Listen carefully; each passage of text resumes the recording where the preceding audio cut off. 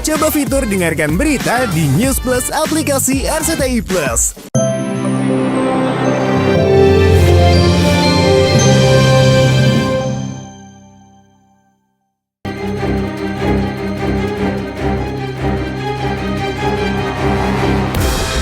Pemirsa, Ramadan tahun ini seolah menjadi ujian berat bagi Della Puspita dan Arman Wosi sang suami. Pasalnya kasus dugaan penipuan travel umroh yang menyeret nama Della kian memanas pasca Kamil Zain yang merupakan sesama rekan bisnis di travel tersebut justru mensomasi dan melaporkan Della dan Arman ke Polda Metro Jaya atas dugaan melakukan penggelapan mobil.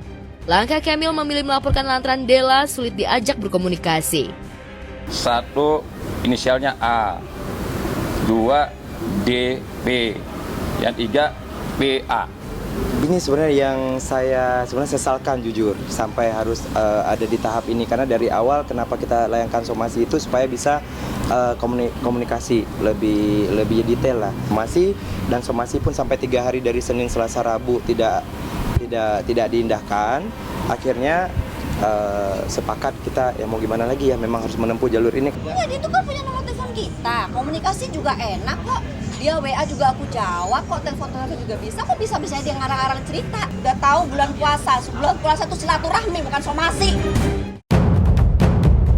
Laporan Kamil tentu saja membuat Della meradang dan dengan nada tegas Della membantah tudingan Kamil terkait dirinya menggelapkan mobil miliknya yang dijadikan jaminan oleh Acha Prayogi, pemilik travel yang diduga sudah melakukan penipuan terhadapnya. DM pertama kali tuh Kamil, ajarin lapor polisi begini, kok dia nggak mau jalanin gitu loh. Justru malah dia bikin somasi. Itu yang aneh. Ketika dia nanya mobil, ya memang demi Allah memang mobil udah nggak ada saya. Mobil nggak saya, mobil juga nggak ada di istri juga nggak ada. Ya, itu kan punya nomor telepon kita, komunikasi juga enak kok. Dia WA juga aku jawab kok, telepon juga bisa. Kok bisa-bisa dia ngarang-ngarang cerita?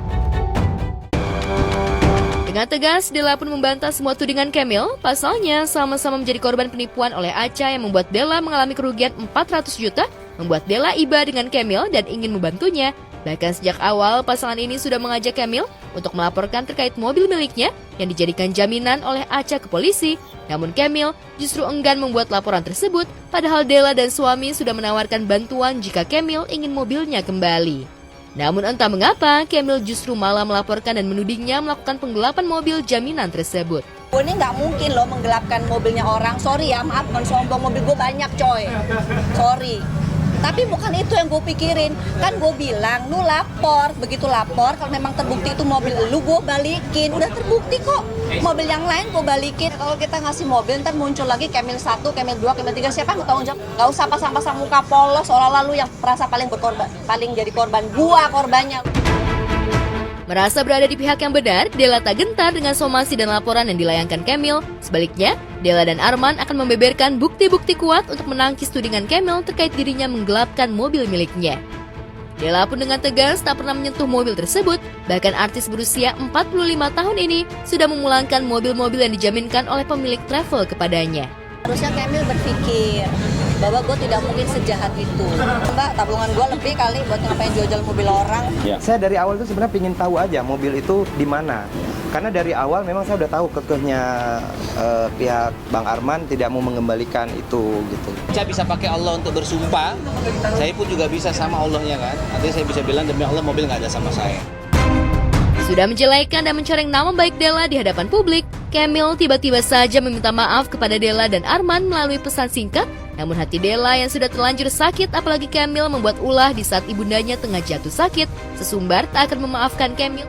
No, enak banget dia udah ngejelek-jelekin gua, udah bikin jejak digital gua buruk lagi. Terus dia ujuk-ujuk mau ngajak damai. Oh sorry ya,